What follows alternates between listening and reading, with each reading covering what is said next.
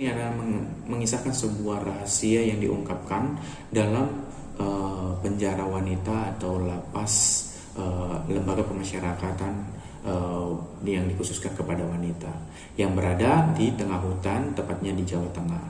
Jadi di zaman dahulu, di tahun 1990, lapas ini terkenal dengan ketika kita masuk, kita akan keluar dengan kondisi tewas.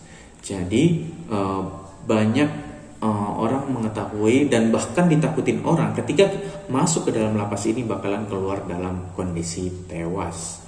Nah, yang lucunya ketika kita masuk dalam lapas ini, ketika kita keluar itu bakalan laporannya itu akan dinyatakan meninggal secara wajar.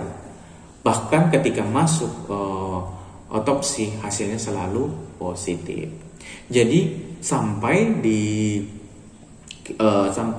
kasus ini dibuat sebuah film yang menurut saya itu menarik banget, yang di dalamnya itu ada kisah horornya, trailernya. Pokoknya ketika kita menonton film ini itu akan membuat kita seolah-olah berada di sebuah film ini. Nah, jadi untuk mengungkap rahasia yang ada, jadi di film ini mengungkapkan rahasia di dalam sebuah penjara itu melalui investigasi dari seorang jurnalis. Oke, kita ceritakan. Jadi ada kakak beradik. Jadi kakak beradik ini yang memiliki kakak seorang jurnalis, dan adiknya ini kebetulan masuk ke penjara dan ditempatkan di penjara Ratu Adil ini. Bukan meninggal sih, katanya kematiannya itu hal yang wajar ya, hal yang wajar. Dan kemudian si kakaknya ini yang sebagai jurnalis ini tidak puas dengan hasil otopsi dan kenapa bisa ada meninggal seperti ini. Setahu saya adik saya itu maksudnya berkelakuan baik gitu, yang maksudnya tidak buruk-buruk amat. Kok bisa meninggal secara tidak wajar. Jadi sebenarnya kasus ini sudah dibawa ke dalam kasus pengadilan, dan yang anehnya, yang kuatnya di dalam sebuah lapas ini tidak bisa tersentuh hukum. Nah, jadi dia konsultasi sama jaksa. Jadi si jurnalis ini mengungkapkan bagaimana caranya kita mau mengungkapkan ada apa rahasia di dalam sebuah lapas ini gitu. Nah, setelah cari tahu, akhirnya ia menemukan sebuah solusi.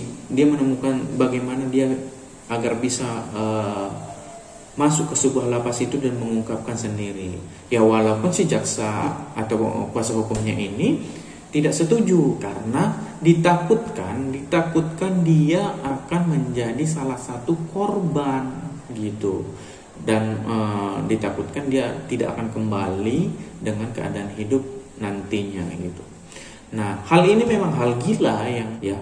Nah, di mana si jurnalis ini mendapatkan sebuah kamar yang isinya berdua. Nah, yang isinya berdua, dan di mana isinya berdua itu yang awalnya teman satu kamarnya nih ya, satu ruangan dalam lapas itu baik, berpura-pura baik lah kalau bisa dikatakan ya, baik banget, dan dia kasih tahu yang mana yang jahat, yang mana sipir yang munafik, yang mana pokoknya di dalam ini ngeri katanya. Jadi dia cerita singkat gitu, pengenalan bahwa di lapas ini begini begitu. Jadi singkat cerita, tidurlah dia malam itu, dan dia bermimpi tentang adiknya tadi. Jadi gelisahlah dia ketika tidur. Nah, seolah-olah arwah adiknya ini memanggil dia, istilahnya kayak memanggil bahwa kayak gini kejadian dari kematiannya gitu. Jadi si jurnalis tadi membangunkan teman sekamarnya tadi. Ini ada apa katanya. Nah, terakhir karena dia bermimpi buruk dan memang yang mengganggu ini dia, terakhir inilah dibawalah dia ke dokter di lapas tersebut, dokter psikologi lah ya, psikiater. Jadi ketika kita mempunyai masalah, kita akan curhat ke dia supaya kita lebih baik. Dan ternyata ketika dia cerita-cerita, si dokternya ini baik banget, baik dan baik banget. Dan ternyata setelah cerita nggak adalah sesuatu hal yang ia temukan di dalam sebuah rahasia itu. Jadi dia masih tanda tanya sampai dia mendekati seorang sipir yang menurut dia itu masih baru dan belum jadi sipir baru yang memang belum terkontaminasi. Jadi belum terkontaminasi dengan situasi di dalam. Nah, singkat cerita, si jurnalis tadi makanlah ya kan, si jurnalis tadi makanlah dengan beberapa napi semuanya. Jadi di situ di napi ini ada memang sebuah yang gengnya. Jadi kayak orang yang paling ditakutin. Jadi kebetulan si jurnalis ini kan membantu penyiapan makanan. Jadi dia yang sendokin kan gitu kan, membagi-bagi ke jatahnya lah gitu ya. Nah, tibalah ke kepala geng napi ini, dia minta tambah. Jadi dia jawab satu orang itu jatahnya 1 gitu, jadi nggak boleh 2. Jadi yang lainnya nggak mau ribut, terutama seniornya yang baik hati ini, yang tukang masak ini tidak mau ribut, jadi dikasihlah jatahnya itu. Cuman pandangan dari kepala bos napi ini yang ditakutin ini itu sudah melirik si jurnalis ini mau cari mati atau gimana, maksudnya pateng-tengan lah ya istilahnya. Nah, terus singkat cerita belum puas dia, apa sih sebenarnya yang terjadi gitu kan. Nah, terus dia ceritalah ke dokternya itu lagi, aku bermimpi bahwa di ruangan yang di sebelah ruangan dia itu ruangan apa kok, maksudnya kayak mengerikan dan ada bunyi-bunyi gitu. Nah, singkat ceritanya si jurnalis tadi inilah mengungkapkan gimana nih caranya biar terungkap nih adik saya matinya wajar atau enggak gitu kan. Nah, jadi dia cari gara-gara lah, dan dia sudah mendapatkan sebuah cerita kecil. Jadi ketika dia mau mengungkapkan ke tukang masak tadi bahwa dia menyimpan rahasia tentang kematian si Ratna, dan si adiknya itu ternyata berkelakuan baik dan merupakan sahabat yang dikenal baik oleh napi-napi di dalam gitu. Nah, dari situ dia makin yakin bahwa emang ada yang tidak beres di dalam lapas. Dan ternyata ketika si tukang masak ini mau menceritakan, ketika mereka janjian, ketika mau menceritakan ke si jurnalis tadi, mereka janjiannya besok paginya. Dan ternyata terdengar si kepala geng napi itu. Nah, ternyata akhirnya sebelum cerita, akhirnya dia dibunuh. Dan itu rahasia banget pembunuhannya, bahkan sekitar sipirnya saja tidak tahu, bahkan tidak tahu kemana gitu. Jadi ternyata dia dibunuh dan dibawa ke ruang operasi. Nah, dan ketika dia makin bingung nih, si jurnalisnya makin bingung, dia mau cerita ke siapa gitu yang bisa mengungkapkan kematian adiknya. Nah, singkat cerita, si adiknya gimana nih caranya? Nah, kerjasamalah dia sama sipir untuk mengungkapkan kematian dari adiknya secara tidak wajar. Si jurnalis ini melakukan sesuatu hal yang ekstrim bahwa kan dia tahu tadi bahwa adiknya itu meninggal dimasukkan ke dalam isolasi yang memang ketika orang masuk ke dalam isolasi itu pasti uh, meninggal. Ketika masuk ke dalam itu pasti meninggal. Jadi dia membuat sebuah percobaan agar dia bisa masuk ke dalam ruang isolasi itu dan dia bisa membuktikan. Nah, ketika dia mau membuktikan itu, bagaimana dia caranya agar dia bisa menjadi masuk ke dalam isolasi tersebut. Nah, akhirnya dia berdiskusi lah sama sipir ini bagaimana caranya dia agar bisa masuk ke ruang isolasi itu. Singkat ceritanya si sipir memang sih tidak setuju dengan kemauan dari si jurnalis ini. Si jurnalis ini akan mencari gara-gara kepada bos napi yang ditakutin di ini di apa? Di lapas tersebut. Dan ternyata dengan cari gara-gara ke bos napi ini, jadi diambil dialah pisau, ditusuk, pokoknya cari gara-gara lah, berantem lah orang itu hingga babak belur lah si bos napi ini. Akhirnya jadi tradisi di lapas ini, ketika siapa yang berantem itu akan dimasukkan ke ruang isolasi. Jadi hukuman terberatnya itu akan masuk ke ruang isolasi yang kecil, pengap, dan pokoknya inilah. Jadi itu ruangan yang memang dikhususkan untuk mempercepat kematian seseorang. Jadi ketika kita masuk ke ruang isolasi itu kita akan dikasih makanan yang sudah mengandung sebuah zat kimia yang membuat kita berhalusinasi. Jadi obat yang membuat kita berhalusinasi dan membuat otak saraf-saraf kita itu terputus. Jadi kita akan tidak normal lagi. Jadi singkat cerita kan dia sudah masuk di dalamnya. Nah di ruangan itu kan gelap. Nah jadi kita dibuat sebuah ketika dikasih makanan dan di dalamnya sudah mengandung obat-obat yang keras gitu ya. Nah ketika obat itu keras, dan kita akan berhalusinasi, dan ketika kita berhalusinasi,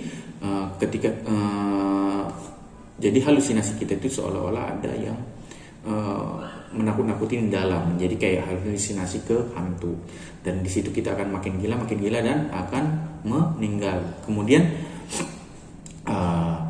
singkat ceritanya si jurnalis ini memakanlah makanan ini dan yang mengandung ini, dan dia memang sudah mulai kelayangan ya, sudah mulai mutar-mutar dan dia memang masih kuat gitu kan, karena dia memang bertujuan untuk mengungkapkan kisah adiknya meninggal secara tidak wajar.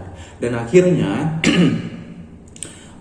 keesokan harinya terjadi pelaku yang membuat adiknya itu tewas, yang tadinya pura-pura baik ya, dan inginlah diputar lagi, dan si teman satu ruangannya tadi itu diperintahkan oleh kepala napi untuk menjadi eksekutor dari untuk membunuh si jurnalis tadi. Jadi keesokan paginya itu dibukalah itu pintu isolasi yang melihat keadaan napinya, dan ternyata biasanya kalau udah dibuka paginya pasti statusnya udah meninggal, dan ini memang belum meninggal. Jadi datanglah si teman satu lapasnya yang pura-pura baik tadi, mau menyuntikkan sebuah zat kimia yang bisa mematikan lah gitu. Nah si jurnalis ini setengah-setengah sadar, namanya udah masuk duluan kan, dan memang udah setengah-setengah sadar. Cuman karena dia mempunyai insting yang harus mengungkapkan kematian adiknya, dia kuat gitu. Dan ketika mau disuntikkan sama si temannya ini, akhirnya mereka bergulat berantem, dan terakhir yang kena suntik mati itu si temannya itu. Akhirnya temannya itu mati, dan dia berusaha kabur nih, merangkak berusaha kabur, dan mulailah terdapat laporan kepada kepala napi bahwa di dalamnya itu bahwa si ini kabur gitu, si jurnalis ini kabur gitu kan. Nah kabur, dan udah hampir berhasil ditemukan oleh si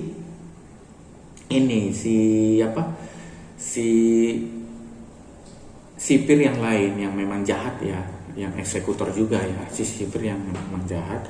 Dan dia udah hampir dibunuh, bahkan mau diperkosa kan. Nah terakhir ketemulah sipir yang tadi, temannya yang baik lah gitu ya, sipir yang baik yang memang belum terkontaminasi tadi, diselamatkanlah dia, dibunuhlah si sipir yang jahat tadi. Dan di situ kemudian karena dia udah lemah, dan dia kan awalnya kan percaya sama si dokter ini ya. Nah jadi pergilah dia konsultasi ke si dokter ini. Nah menurutnya itu memang bundanya di napi itu yang tulus katanya gitu kan. Nah ternyata ketika dia masuk ke situ, dikasihlah minum air minum, karena dan secara nggak sengaja dikasih tahu bahwa di rutan ini ada kasus yang harus ini diungkapkan lah gitu kan. Dan dikasihlah minum, ternyata di minumnya itu sudah mengandung yang buat kita nggak sadarkan diri. Nah ketika dia mau sadarkan diri, dia udah di dalam ruangan operasi, dan ternyata dokternya itu istri dari kepala lapas. Jadi diambil kesimpulan bahwa di dalam lapas tersebut terjadi transaksi jual beli organ. Nah, terjadi jual beli organ, dan ternyata ide itu dan inisiatif itu dari dokter ini yang menjual organ-organ tubuh ke luar lapas dengan harga yang fantastis. Jadi mereka kerjasama, si dokter ini yang eksekusi, yang mencari pemasarannya dan mengoperasi, si kepala lapas ini yang merupakan suaminya yang menjadi eksekutornya gitu. Dan singkat ceritanya melawanlah si ini ketika mau disuntik mati. Ternyata jadi yang tersuntik itu adalah si dokternya. Nah kaburlah dia, dan si kepala lapas ini dibunuh sama oleh teman sipir yang baik tadi. Nah jadi